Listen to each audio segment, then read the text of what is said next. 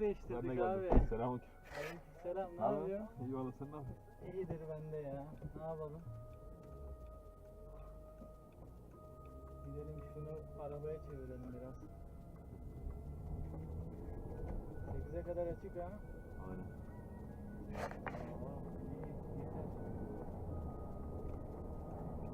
Sen ne yapıyorsun abi? Sen ne yapıyorsun? Yemeği yedim değil mi? İyi ben de. Arada soralım işte şu iç ışıkları. Yoksa şuradan böyle boydan hızlı yapılıyor.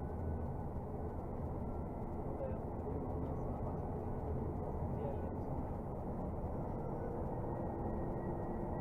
Abi Alican şarkısı açtım ya. Alican? Şey vardı ya Almanya'daki tırcılar. Evet. BMW falan sürüyordu ya biri. Biri ölmüştü. Onun şarkısını açtım.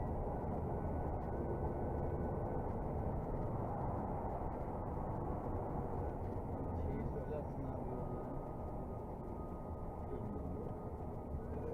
Kim sana iyi olur? Güzel. Normal yol böyle. Niye böyle? Ha, Nefse mi kaldı? yani kapının önüne koydum.